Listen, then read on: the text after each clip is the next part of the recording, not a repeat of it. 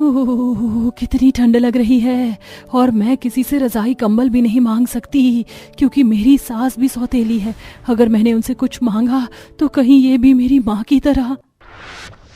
नई रजाई, अच्छा हुआ जो नई रजाई आ गई, आज इसे ही ओढ़कर सोऊंगी, बहुत ठंड लग रही है। सपना रजाई ओढ़ कर बैठ जाती है, पर तभी वहां उसकी सौतेली माँ उषा आती है और उससे उसकी रजाई छीनकर उसे चांटे मारते हुए बोलती है, किससे पूछ कर तूने ये रजाई ओढ़ी?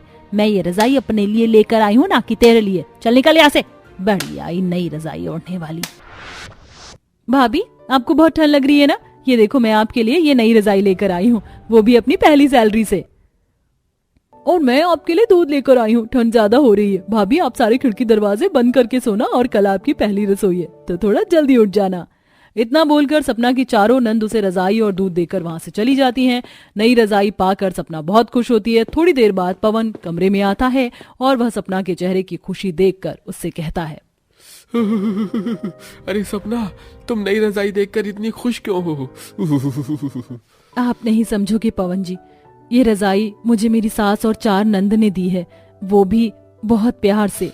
मेरी माँ है ही इतनी प्यारी। हमारी माँ के गुजर जाने के बाद हमारी मौसी ने हमारे पापा से शादी करके हम 5 भाई बहन की परवरिश करी ताकि कभी हमें दुख न मिले। बस बोलने को हमारी माँ सौतेली है, पर उन्होंने हमें अपनी सगी औलाद से भी बढ़कर प्यार किया है। सपना रजाई ओढ़कर सो जाती है और अगली सुबह जल्दी उठकर रसोई में खाना बनाने जाती है और अकेली ठंड में कांपते हुए अपने घर वालों के लिए खाना बनाती है। खाना तो बन गया, पर एक बार टेस्ट कर लेती हूँ, कहीं कुछ गड़बड़ ना हो गई हो। अरे, सब्जी में कितनी ज्यादा मिर्च हो गई है, अब क्या करूं? अगर मेरी सौतेली सास ने भी मेरी सौतेली माँ की तरह मुझे इस गलती के लिए सजा दी तो। सब्जी में मिर्च ज्यादा होने की वजह से सपना बहुत परेशान हो जाती है और रसोई में खड़ी होकर रोने लगती। तभी वहां उसकी नंद पूजा आती है और वह अपनी भाभी को परेशान रोता देख उससे कहती है, भाभी, आपने तो टाइम पर सारा खाना बना लिया, फिर आप रो क्यों रही हैं? खाना बाहर क्यों नहीं लेकर आई? पूजा, मुझसे गलती हो गई, मुझे माफ कर दो। सब्जी में मिर्च बहुत ज्यादा तेज है, कोई ये खाना नहीं खा पाएगा। अगर मैं ये खाना बाहर लेकर जाती तो सब मुझ पर नाराज होते। भाभी, आप चिंता मत करो, जब तक सब खाने के लिए आएंगे तब तक मैं आपके साथ मिलकर आपका खाना ठीक कर दूंगी। घर में कितनी सारी दही रखी, सब्जी में थोड़ा दही डाल देते हैं, इससे मिर्च भी कम हो जाएगी और सब्जी का टेस्ट भी बढ़ जाएगा। पूजा अपनी भाभी के साथ खड़ी होकर बिगड़ा हुआ खाना ठीक करती है और ये सब देखकर सपना को अपने मायके का दिन याद आ जाता है, जहाँ छोटी सी गलती पर उसकी सौतेली माँ उसे सजा देती है। आज फिर सब्जी में सब्जी कम, मिर्च ज्यादा है। बहुत मजा आता है ना तुझे मुझे परेशान करके? रुक जा, आज मैं तुझे सीधा करती हूँ। इतना बोलकर उषा सपना को प्लेट में मिर्च भरकर खाने को देती है। अपने पुराने दिनों को याद करके सपना बहुत इमोशनल होती है और तभी वह देखती है कि उसका खाना खाने लायक बन चुका है। टेस्ट करके देखो भाभी, आप खाना खाने लायक है, चलो बाहर चलते हैं। इस तरह एक बार फिर सपना की नंद अपनी भाभी का साथ देती है और इसी तरह कुछ दिन बीत जाते हैं और एक दिन जब सपना कमरे में कुछ काम कर रही होती है तो उसकी चारों नंद उसके पास आती हैं और उससे कहती हैं, ये ठंड तो बढ़ती जा रही है, वैसे भाभी आपको क्या लगता है इस बार हम न्यू ईयर पर क्या करें? मुझे नहीं पता, मैं न्यू ईयर नहीं मनाती। न्यू ईयर नहीं बनाती? पर क्यों? बस ऐसे ही, मुझे पसंद नहीं। कोई बात नहीं भाभी, नहीं मनाते तो इस बार मनाएंगे, बहुत मजा आएगा। नहीं, मुझे नहीं बनाना। सपना की बातें सुनकर चारों नंद वहां से उदास होकर चली जाती हैं, जिसके बाद सपना एक बार फिर अपने पुराने ख्यालों में चली जाती है, जहां वो अपने पापा से गिफ्ट की जिद कर रही होती है। पापा, 2 दिन बाद न्यू ईयर है और मेरे लिए तो ये डबल सेलिब्रेशन का दिन है क्योंकि इसी दिन मेरा बर्थडे भी आता है, इसलिए इस बार मुझे कोई अच्छा गिफ्ट चाहिए। बात तो सही है तुम्हारी। हाँ, अब मेरी बेटी का 2 दिन बाद न्यू ईयर और बर्थडे दोनों आ रहा है, तो इस बार मैं अपनी बेटी को बहुत अच्छा सरप्राइज दूंगा। अपने पापा की बातें सुनकर सपना अपने पापा को गले से लगा लेती है, पर ये सब कुछ दूर खड़ी उषा देख रही होती है, जो अंदर ही अंदर जल रही होती है। इसी तरह 2 दिन बाद न्यू ईयर का दिन आ जाता है और उस दिन सपना के पिता सपना के जन्मदिन का उपहार लेने के लिए बाहर जाते हैं और कार एक्सीडेंट में उसके पिता की मौत हो जाती है और पिता की मृत्यु के बाद उषा सपना पर और भी ज्यादा अत्याचार करने लगती है। अपने न्यू ईयर और बर्थडे बनाने के चक्कर में खा गई ना अपने बाप को, तेरी वजह से तेरे बाप ने कभी औलाद नहीं करने दी मुझे, और तू ही अपने बाप को नए साल वाले दिन खा गई और मेरे सर पर बोझ बनकर बैठ गई। अब बस तेरी शादी में एक ऐसे घर में करके आऊंगी जहाँ तेरी सास भी सौतेली होगी, ताकि जिंदगी भर तुझे खुशी नसीब ना हो। सपना अपने पुराने दिनों को याद करके रोने लगती है, तो वहीं चारों नंद भी काफी परेशान होती हैं कि आखिर उसकी भाभी न्यू ईयर क्यों नहीं बनाना चाहती हैं, और इस बारे में अपने भाई और माँ से बात करती हैं। भैया, जहाँ तक मुझे पता है न्यू ईयर वाले दिन ही भाभी का जन्मदिन भी है, फिर भाभी क्यों नहीं बनाती न्यू ईयर? और जब हमने आज उनसे न्यू ईयर मनाने की बात की तो वो उदास हो गई। सरोज, ये तो मुझे भी नहीं पता कि तुम्हारी भाभी न्यू ईयर क्यों नहीं मनाती। हाँ तो बेटा, पता करने की कोशिश करना और तुम चारों मिलकर कुछ अच्छा सरप्राइज प्लान करो, ताकि तुम्हारी भाभी खुश हो जाए और वह न्यू ईयर के साथ साथ अपना जन्मदिन भी सेलिब्रेट करे। हाँ माँ, मैंने ये सब सोच लिया है, बस आपका और भैया का साथ चाहिए। भैया, आप पता करो कि भाभी न्यू ईयर क्यों नहीं बना रही, जब तक हम सारी बहन भाभी के लिए थोड़ी सी तैयारी कर रहे हैं। अब सपना की चारों नंद सपना का जन्मदिन और नया साल मनाने के लिए मार्केट जाती हैं और वहां से अपनी भाभी के लिए बहुत सारी शॉपिंग करके घर आती हैं। और 31 दिसंबर की रात को पवन किसी बहाने से सपना को अपने साथ बाहर ले जाता है और सपना की सास अपनी चारों बेटी के साथ मिलकर घर सजाती है और सपना के लिए बर्थडे केक भी बनाती हैं। तो वहीं पवन सपना से बात करने के लिए उसे डिनर पर ले जाता है और उसे उसकी उदासी की वजह पूछता है। ठंड काफी बढ़ गई है ना? वैसे सपना, यहाँ कोई नहीं है और मैं तुम्हारा पति हूँ, तुम मुझे अपना सुख दुख बता सकती हो। अब बताओ मुझे कि तुम नया साल क्यों नहीं मनाती? पवन जी, क्योंकि उस दिन मेरे पिता की मौत हुई थी, वो भी मेरी वजह से। नए साल वाले दिन मेरा जन्मदिन आता है। काश कि मैंने अपने पापा से सरप्राइज नहीं मांगा होता तो वो आज मेरे साथ होते। वो मेरे लिए बाहर गए थे और एक कार हादसे में उनकी मौत हो गई, जिसके बाद मेरी सौतेली माँ ने इसका दोषी मुझे ठहरा दिया और मैं हूँ भी अपने पिता की मौत की जिम्मेदार। पुरानी बातों को भूल जाओ और घर चलते हैं, कुछ ही देर में नया साल शुरू हो जाएगा। पवन सपना को अपने साथ घर लेकर आता है और जैसे ही वो घर का दरवाजा खोलती है वो देखती है कि पूरा घर अंधेरे से भरा है और अचानक से लाइट जलती है और सपना के ऊपर फूल गिरने शुरू हो जाते हैं और सपना देखती है कि पूरा घर सजा हुआ है और उसके सामने उसके जन्मदिन का और नए साल का केक रखा हुआ है। हैप्पी न्यू ईयर भाभी एंड हैप्पी बर्थडे। बहू, आज तो डबल सेलिब्रेशन का दिन है। अब दरवाजे पर क्यों खड़ी है? जल्दी से अंदर आकर केक काट, हम सबको बहुत ठंड लग रही है। और उससे पहले तू अपने कपड़े बदल ले, देख तेरी नंद तेरे लिए कितना प्यारा गाउन लेकर आई है। जाओ सपना, जल्दी से जाकर तैयार हो जाओ। आज न सिर्फ न्यू ईयर है बल्कि तुम्हारा जन्मदिन भी है। और उस हादसे को भूल जाओ, वो सिर्फ एक हादसा था, उसमें तुम्हारी कोई गलती नहीं थी। इसलिए अब न्यू ईयर और अपना जन्मदिन मनाना फिर से शुरू कर दो। मैं बहुत खुश नसीब हूँ जो मुझे इतना अच्छा ससुराल मिला, क्योंकि आज से पहले मैंने कभी भी इतना अच्छा न्यू ईयर और जन्मदिन नहीं मनाया था। इतना बोलकर सपना अपने कमरे में जाती है और अपनी ननद का लाया हुआ गाउन पहनकर नीचे आती है और सब एक साथ केक काटते हैं और इस तरह ना सिर्फ सपना का बर्थडे सेलिब्रेट करते हैं बल्कि न्यू ईयर भी सेलिब्रेट करते हैं। शीशे सी चमचमाती डाइनिंग टेबल पर 56 प्रकार के घी में चुपड़ी पकवान और विभिन्न मिठाइयाँ सजी हैं। फिर भी संयोगिता अपनी गरीब बावर्ची पर भड़क रही है। ओह गॉड, मैं तुम्हें समझा कर थक गई हूँ रजनी। हमारे यहाँ ये साधारण मिठाई कोई नहीं खाता, हमें सोने की परत वाली मिठाइयाँ खाना पसंद है। यहाँ पर ऊंची दुकान फीके पकवान नहीं चलेंगे, समझ गई तुम? जी जी जी जी मालकिन, गलती हो गई, आज के लिए माफ कर दीजिए, आइंदा नहीं होगी। माफी माय फुट, तुम्हारी गुस्ताखी के लिए इस बार मैं तुम्हारी पकार काटूंगी, तभी तुम्हारी अकल ठिकाने आएगी। तुम जैसे गरीबों ने दाल रोटी और नमक रोटी के सिवा ऐसे शाही पकवान कभी देखा तो होगा नहीं जो अमीरों के खानपान का पता होगा। अपनी दौलत, शोहरत और रुतबे के घमंड में चूर होकर संयोगिता गरीब रजनी को बेहद अपमानित करती है।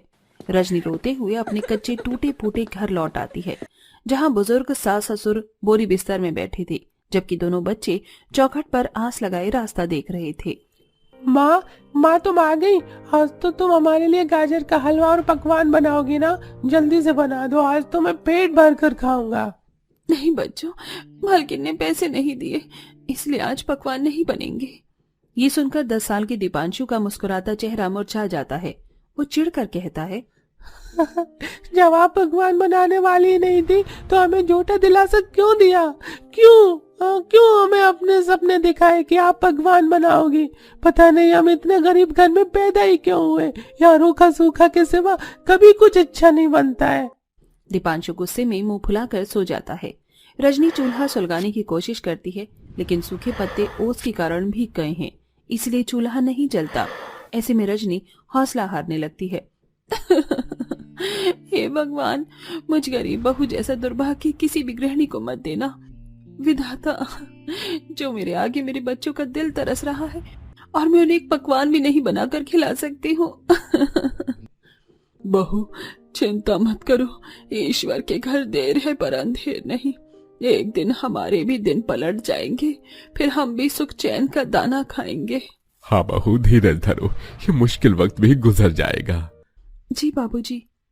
काफी देर के जतन के बाद भी रजनी चूल्हा सुलगाने में असफल रहती है, जिससे उन सबको कहर भरी ठंड में भूखे पेट गुजारना पड़ता है। जहां एक तरफ अमीर बहू के ससुराल में प्रतिदिन शाही दरबार जितने पकवान बनते थे, वहीं गरीब बहू के परिवार वाले गरीबी भरे हालातों से मजबूर थे। पूरी कहानी को समझने के लिए हमें कहानी की जड़ तक जाना होगा। जहां पुरखों का बनाया मिट्टी का पुराना घर, वहीं पड़ोस में संयोगिता का बड़ा सा कई मंजिलों का घराना है। जहां रसोई में घी में बनने वाले पकवान की खुशबू चारों तरफ फैली हुई है। ठंड के मौसम के साथ हल्की फुल्की हवा शुरू हो चुकी है, मगर दूसरी तरफ गरीब बहू रजनी के पास इतने पैसे भी नहीं है कि वो दूध लाकर चाय बना सके। अच्छा रजनी, मैं रिक्शा चलाने जा रहा हूँ। अजी ठहरो, थोड़ी लाल चाय बनाई है, पीते जाओ। हाँ लाओ दो। चाय पीकर चंदर ठंड और कोहरे में रिक्शा लेकर निकल जाता है। रजनी अपनी सास से हिचकिचाते हुए पूछती है, माँ जी, खाने में क्या बनाना है, बता दीजिए। देख ले बहू, तेरा जो दिल करे बना ले। वैसे भी हम गरीबों की रसोई में कोई अनाज का भंडार थोड़ी भरा है जो पकवान बनाएगी। हम जैसे गरीबों के नसीब में तो रूखा सूखा खाना ही लिखा है। पूरी पकवान खाए तो जमाना बीत गया। अपनी सास को इस तरह पकवान खाने की इच्छा सुनकर रजनी अपनी ननंद पूनम से बोलती है, पूनम जरा यहाँ आना मेरे साथ रसोई में। जी भाभी कहिए। ये लो जरा सा मेरे लिए 10 रुपए का गुड़ ला दोगी? कनस्तर में थोड़ा आटा पड़ा है, गुड़ डालकर थोड़े से कुलकुले बना दूंगी। अब इस घनघोर गरीबी में शाही पकवान खाना तो हमारे बस की बात नहीं, लेकिन गुड़ के कुलकुले तो खा ही सकते हैं ना। जी भाभी। पूनम अपनी मुट्ठी में 10 रुपए बांधकर बनिए के पास से गुड़ खरीद कर घर लाती है, जिसके कुलकुले बनने पर बड़ी मुश्किल से 2-2 सबके हिस्से में आते हैं। अरे वाह माँ, कुलकुले कितने स्वादिष्ट बने हैं, 2 और दो ना माँ।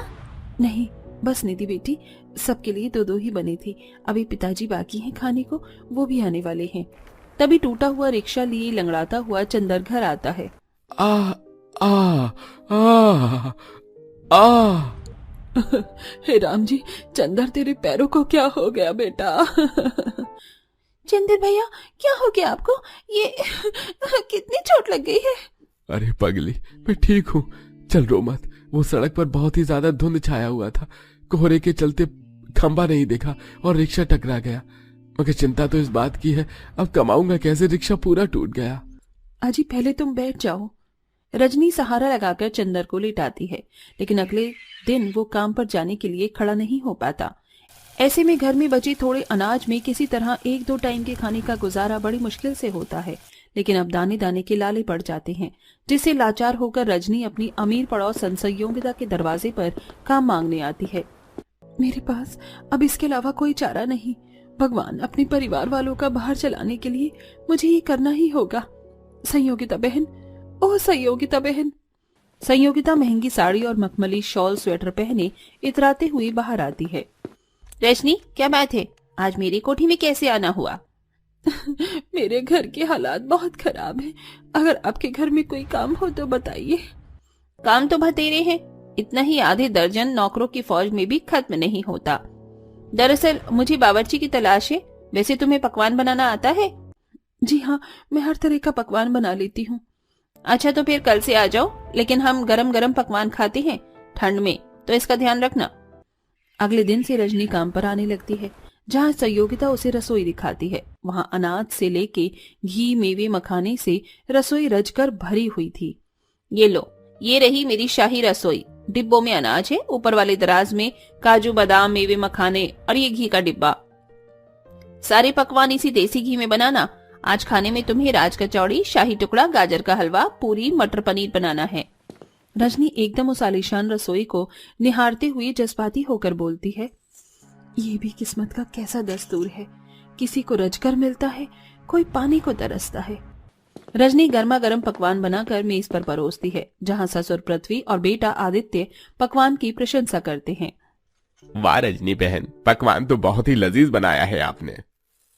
सच में बेटी, हलवाइयों जैसा हाथ पाया है तुमने। इतना शाही पकवान मैंने आज तक नहीं खाया। जी धन्यवाद बड़े साहब जी। रजनी की बड़ाई से दोनों सास बहू को जलन होने लगती है और सास अपर्णा झाड़कर बोलती है, बस बस, आप दोनों बेटे बाप ज्यादा तारीफ मत करो। इस नौकरानी की पता चले चने की झाड़ पर चढ़ जाए। और तू लड़की, काम खत्म हो गया ना तो घर जा अब। जी मालकिन, जयराम जी की। कोठी से निकलकर रजनी रास्ते में जाते हुए कचरे के ढेर में कुछ गत्ते देखती है। अरे ये गत्ता तो ईंधन के लिए मेरे काम आ जाएगा। वैसे भी ठंड में पिछले 3 दिन से उपले नहीं सूखे, इसी से आंच सुलगा लूंगी आज। इधर उधर ताक कर रजनी गत्ता घर ले आती है और काफी दुर्बलता से चूल्हा फूंक फूंक कर पतली खिचड़ी बनाती है, जिसे पूरा परिवार मन मार कर खाता है। इसी तरह ठंड के मौसम की मार और घनघोर गरीबी का सिलसिला जारी था। तभी हर रोज शाम की तरह गली में गाजर का हलवा बेचने वाला आता है। गाजर का हलवा खा लो, गाजर का हलवा, मक्खन मलाई राजशाही हलवा खाओ, आओ आओ गाजर का हलवा खा लो। दोनों बच्चे एक टक हलवे वाले को देखने लगते हैं। दीदी देखो, गाजर का हलवा वाला आया है। काश के हम भी इस लजीज हलवे को खा पाते। हाँ भाई, लेकिन ये हलवा बहुत महंगा मिलता है और हमारे पास तो पैसे नहीं है। चल अंदर चल। उस दिन ठंड में ठिठुरते हुए रजनी जब काम निपटा कर आती है तो दोनों बच्चे पकवान बनाने की फरमाइश करते हैं। ठीक है बच्चों, बस एक आध दिन में मेरी पगार मिल जाने दो, मैं तुम दोनों के लिए बढ़िया बढ़िया मीठे मीठे पकवान बना दूंगी। सच्ची मुच्ची माँ, तुम पकवान बनाओगी ना? हाँ बनाऊंगी। ये हम पकवान खाएंगे। बहू, तूने दोनों बच्चों के दिल में आशा तो लगा दी, मगर अगर तेरी मालकिन ने पैसे नहीं दिए तो उनके अरमानों को कैसे पूरा करेगी? माँ जी, भगवान सब पूरा करेंगे, मुझे भरोसा है वो मेरी मेहनत का फल देगा। लेकिन संयोगिता पैसे नहीं देती, बल्कि जलील करके बिना पैसे दिए भेज देती है, जहाँ उन्हें भूखे सोना पड़ता है। अच्छा माँ जी, मैं काम पर जा रही हूँ। बहू, आज तो बाहर का मौसम बहुत खराब है। आसमान का रुख देख रही हो, ऐसा लग रहा है जैसे आफत बरसने वाली है।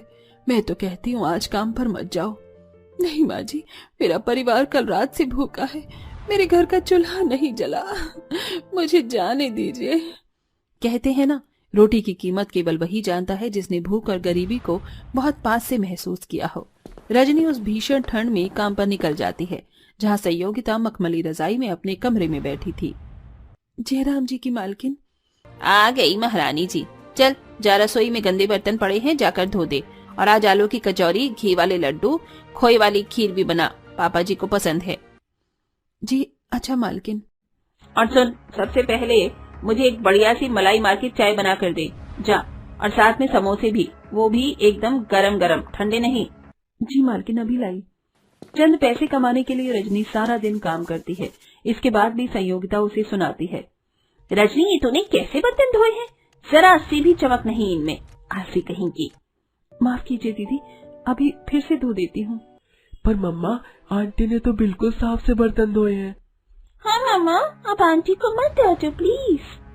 क्यों री, तूने मेरे बच्चों को भी कौन सी पट्टी पड़ा दी जो ये तेरे सगे बन रहे हैं? निकल जा अभी के अभी मेरे घर से। संयोगिता गुस्से में रजनी को निकाल देती है। रास्ते में रजनी की चप्पल भी टूट जाती है। वो नंगे पैर चलने लगती है। ठंड की बर्फीली जमीन अंगारों की तरह उसके पैरों में लग रही थी। तभी वो सड़क पर आदित्य की गाड़ी का एक्सीडेंट हुआ देखती है। अरे, ये तो आदित्य साहब जी हैं, मुझे इन्हें अस्पताल लेके जाना होगा, कोई मदद कीजिए। रजनी आदित्य की जान बचाती है। होश में आने के बाद आदित्य सब कुछ बताता है, जिसका पश्चाताप करते हुए संयोगिता उसके दरवाजे पर आती है और उसके घर की दुखाली को देखती है। रजनी, मुझे माफ कर दो, तुमने मेरे सुहाग की जान बचाई, वफादारी से काम किया और मैंने तुमको भला बुरा सुनाया, मुझे एक मौका दे दो, लौट आओ।